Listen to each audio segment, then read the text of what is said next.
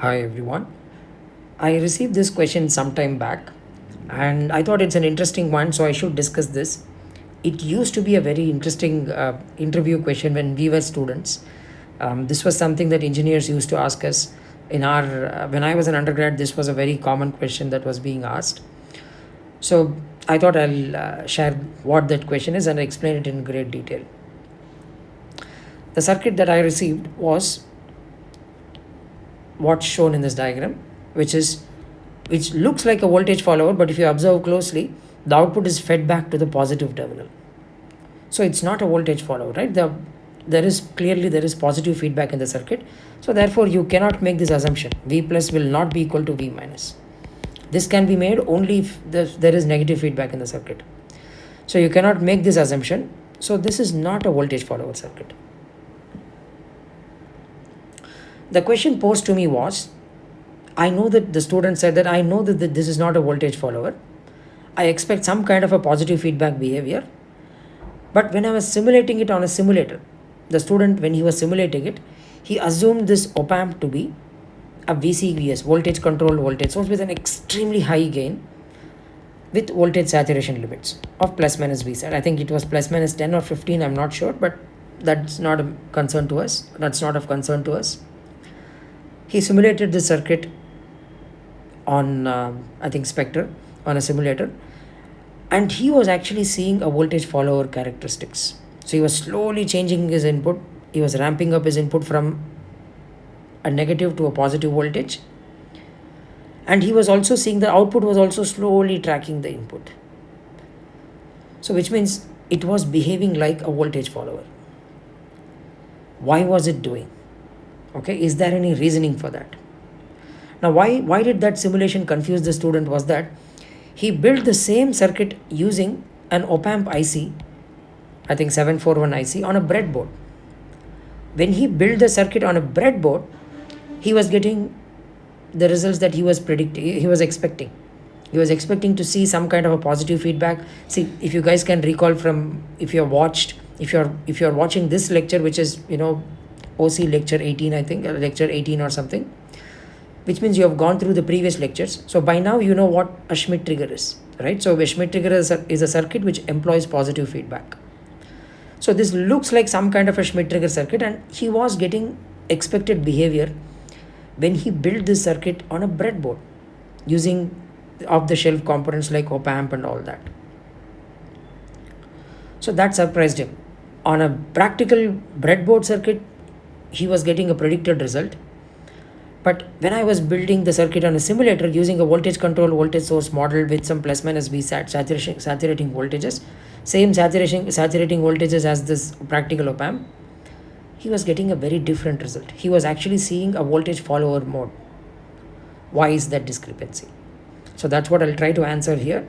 And this, I'm just telling you guys, this used to be a very interesting interview question. I'm not sure if they're asking it anymore, but this is something that we should all know before we entered or before we started doing any circuit design.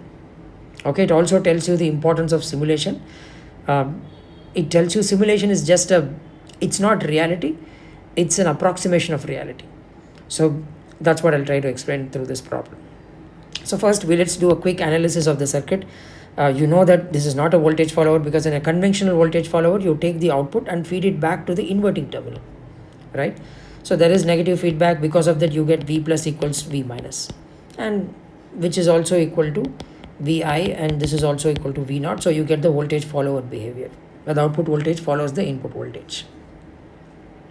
But in this case, the output voltage is fed back to the non-inverting input terminal. So there is clearly positive feedback here, right?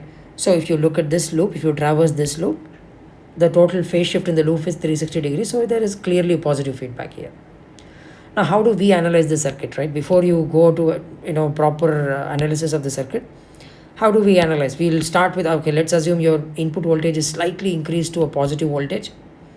Assume that output is initially 0. Then the output will go to plus Vsat. Okay, sorry, it will go to minus Vsat, right? Because I'm assuming delta V is positive, it will go to minus Vsat. If your output goes to minus Vsat, the positive terminal is at minus Vsat. Therefore, the differential voltage will now be a huge negative voltage. Therefore, the output will stay put at minus Vsat. Similarly, I can assume that if your output voltage is at plus Vsat, okay, then the positive input terminal will be at plus Vsat. Assuming that the input voltage is much smaller than Vsat, the output will stay put at plus Vsat. So this makes sense, right? Anytime you have a positively fed back circuit, the output will either be saturated at plus Vsat or at minus Vsat. Now, to perform a more exact analysis of the circuit, I'll compare this circuit to already well-known circuit, which is your inverting Schmitt trigger. If you guys recall this schematic, this circuit shown here, this is just an op-amp. Have a resistive feedback network with a positive feedback. You're feeding it back to the non-inverting terminal, so it's a positive feedback. And this is a circuit I've already analyzed in great detail. I have two playlists, OC circuits, op-amp circuits playlist, I think, where we talk about inverting and non-inverting Schmitt triggers. Or you can go through the analog electronics lecture series. Even there, I've spent a lot of time analyzing the circuit, so I'll quote the final results.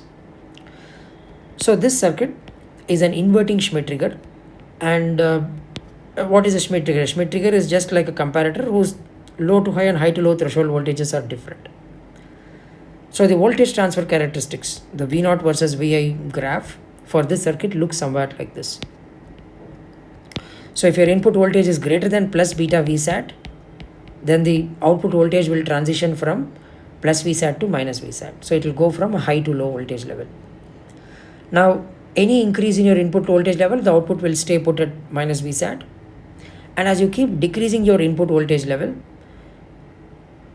the transition to low to high will not happen at plus beta Vsat, but instead it will happen at minus beta Vsat. This is the point where the low to high transition happens. So this point where the transition happens is minus of beta times Vsat. Okay, this is a well-known Schmitt trigger, an inverting Schmitt trigger transfer characteristics. Now this circuit is nothing but a Schmitt trigger with a feedback factor beta equal to 1, right? You're feeding the output directly at the non-inverting terminal. Therefore, beta should be exactly equal to 1. So I can take this circuit and make sure I blow up R1 to infinity, or I can ensure R2 is 0. Both these will emulate beta equal to 1 condition. So in that case, the voltage transfer characteristics of this circuit is given by the same graph. I can just simply, instead of the threshold voltages being at plus minus beta Vsat, it will be at plus minus Vsat. Okay, it will be at plus and minus Vsat. So for a Schmitt trigger with a feedback factor equal to 1, this is your expected voltage transfer characteristics. So now here you can see, right, in this graph you can see, if your input voltage is between minus Vsat and plus Vsat, let's assume I'm restricting my input voltage to be less than minus Vsat and plus Vsat, then the output can be either at plus Vsat or it can be at minus Vsat. It can be in either two of these conditions. These are two stable operating points. And that's what we were analyzing a few moments back, right? So if you assumed your input to be plus Vsat, your output to be plus Vsat, it will stay at plus Vsat as long as the inverting terminal voltage or the input voltage is less than plus Vsat. It will stay put at that. Okay. So only when your V input becomes greater than plus Vsat, then you will have a transition to minus Vsat and all that. So it will stay, if your output is staying at plus Vsat, it will stay at plus Vsat. Or if your output is at minus Vsat, your output will stay at minus Vsat as long as your input is within plus minus Vsat. And that's what was expected, and he built this circuit using a breadboard, and he was seeing that, depending on how he started the circuit, he would sometimes see the output to be at plus Vsat, sometimes he would see the output to be at minus Vsat. Okay, on a breadboard he was seeing that, which is predicted, right, as expected. The difference came in his simulation when he tried to simulate this circuit on a circuit simulator. So on a circuit simulator, he just took this op-amp and modeled it as a voltage control voltage source with an extremely high gains in the order of 10 power 5 or 10 power 6 or even higher, 10 power 6 I think, and he put a saturating nonlinearity. So you can do that. If you guys have used any blocks from Analog Lib library in any of your simulators, you would know that you can model VCVS, an op-amp saturating nonlinearity using a voltage controlled voltage source. When he simulated this circuit, he was slowly ramping up the input voltage, and he was noting the output voltage was also tracing the input voltage, which means the circuit was behaving like a voltage follower. Why is that happening? Now remember, this is something very important, I think, for circuit designers to keep in mind. A simulator is just a math equation solver. Okay? Now, how close does the simulation match reality depends on how well you have modeled your system. And that's dependent on the engineer's skill. How well the engineer has modeled his system, it depends on that. So here, if you see, a simulator is just going to solve this problem like as though it's solving a mathematical puzzle, right? It's just solving a set of linear equations and a set of equations, and it's finding answers for that. So if you just simulate the circuit, first let's draw a control loop model for the circuit. The control loop model is going to look something like this, right? It's a positively fed circuit. Input is, there is an inversion because you're feeding the input to the inverting terminal, and this differential input VD is fed to the op-amp with a huge gain A, and that closes your loop. So the closed loop gain for this path is A by 1 plus A by 1 minus A, right? This is your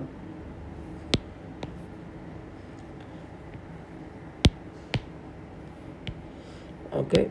So the forward path gain is A, and it's a positively fed back circuit. So the closed loop gain is A by 1 minus A. Because there is an inverting sign at the input terminal, you will get a minus A. So the closed loop gain is minus A upon 1 minus A. If I just take minus A to the denominator, I'll get 1 by 1 minus 1 by A. Since your A is really large, the closed loop gain approaches unity. Okay, this value will approach 1. So if you simulate this circuit, it amounts to just solving this math equation, and this is telling us the closed loop gain of the circuit is exactly equal to 1.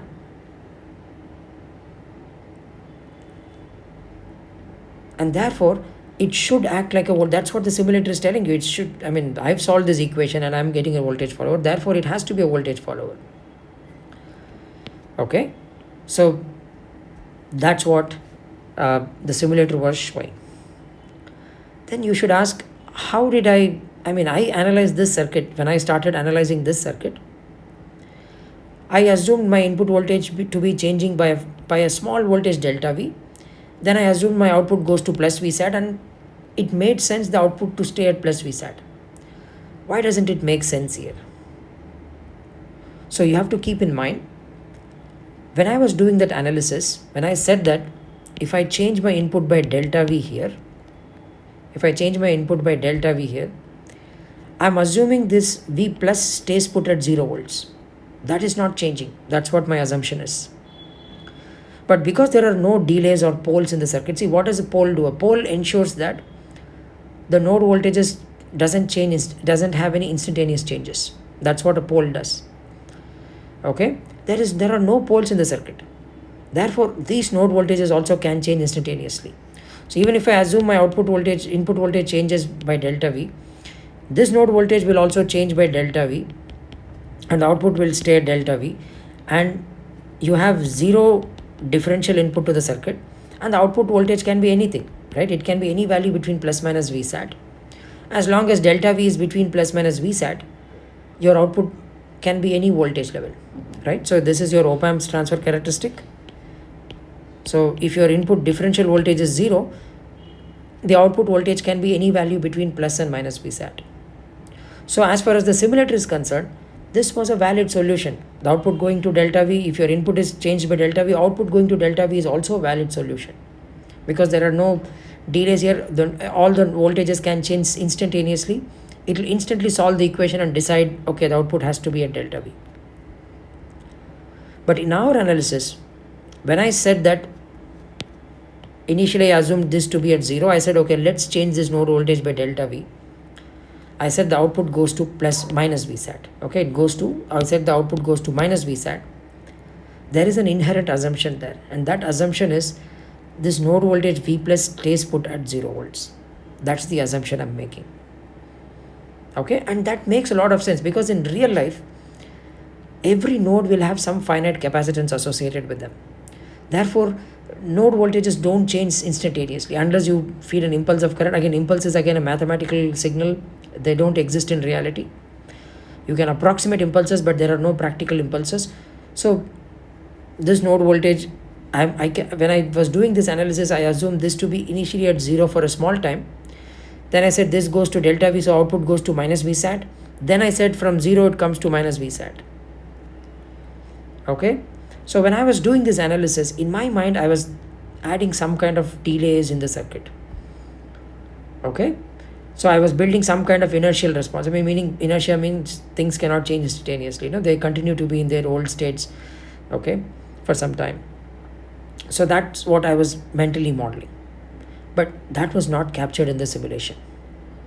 Because there are no delays, it's just an equation solver. It thinks this is the right solution. Therefore, it was behaving like a voltage follower. But when you build the circuit using a breadboard, there are two approximations. There are two practicalities that come into play. One is the op-amp's gain, even though it can be very high gain, it's a frequency dependent gain. Right? All amplifiers have poles, and we discussed this before, which means no amplifier can give you an infinite gain for all frequencies. From DC to infinite frequencies, you cannot get a constant gain. Somewhere you will encounter a pole and the gain starts decreasing. Okay, so or I mean it can be a passband gain and all that. So your gain will be flat only for a certain range. It will not be flat for infinite range of frequencies. So op-amp will have finite poles.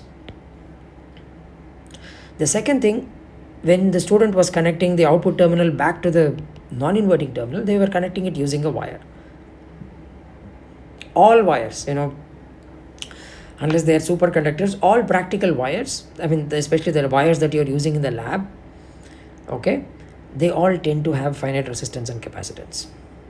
So I can model that wire using a simple RC model this way.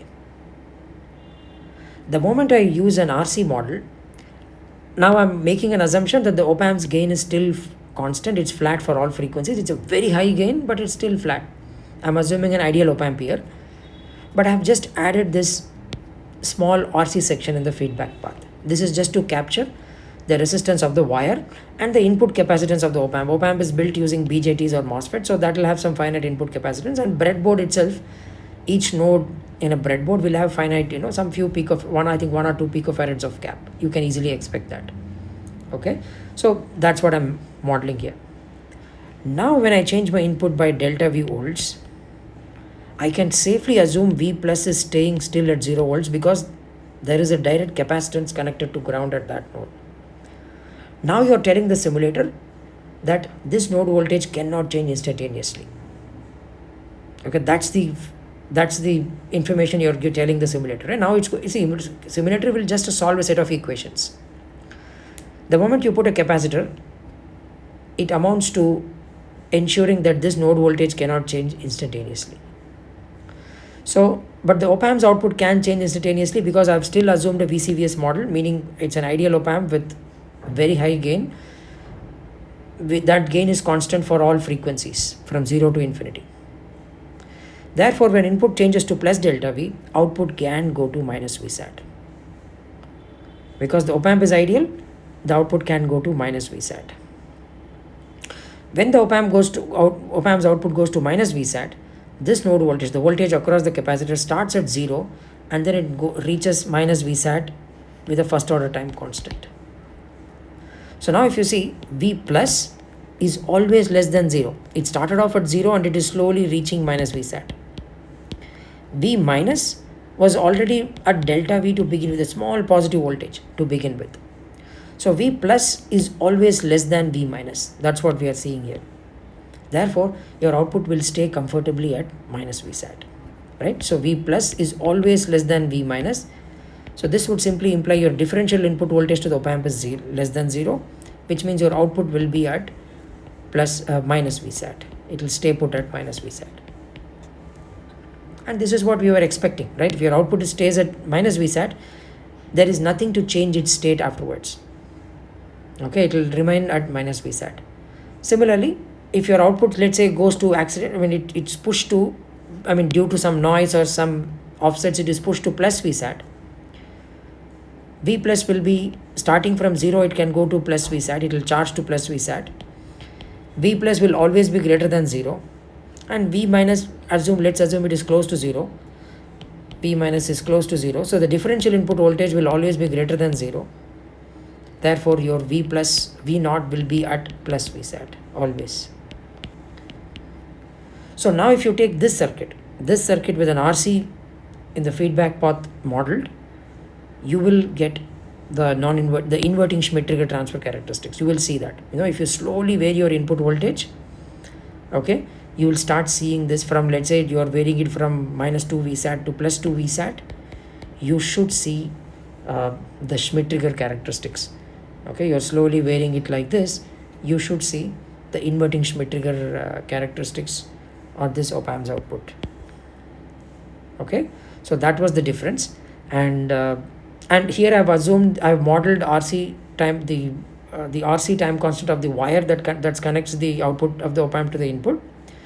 You can actually use the same model. You can actually just connect this directly to the feedback path, and instead use an RC model in the op amp itself. You can assume the op amp to be a first order gain model, and you can still get the same behavior. Okay, so the most important thing here is to model delays or poles in the system. If you model them, you will get accurate results. So previously that was not modeled in this mathematical model. That's why the simulator was giving you a voltage follower kind of behavior, and that was completely against your intuition. You said it's a positively fed back circuit, and that too, the gain is very high, it's infinite gain. How can I expect a stable output like that? That was what the question was. And I said that yes, it was just a mathematical simulator which was doing this operation. That's it. It was not capturing reality. To capture reality, you will have to include poles. Then you will start seeing this.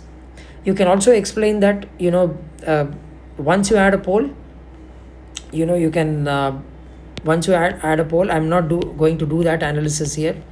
I just want to keep it at the intuitions part.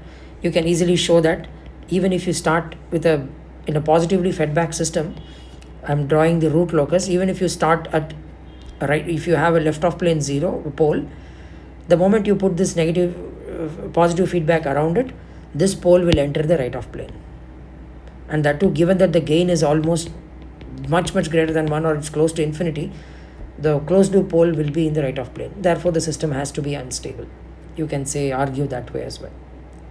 Okay, if you guys have done any basic control theory courses, you'll be able to understand what I just said. But otherwise, if you guys could gather the intuition behind what I was saying, that's more than enough. Okay, it used to be a very interesting interview question when I was a student. I'm not really sure if they ask anymore, but yeah, I thought I should share it. Thank you.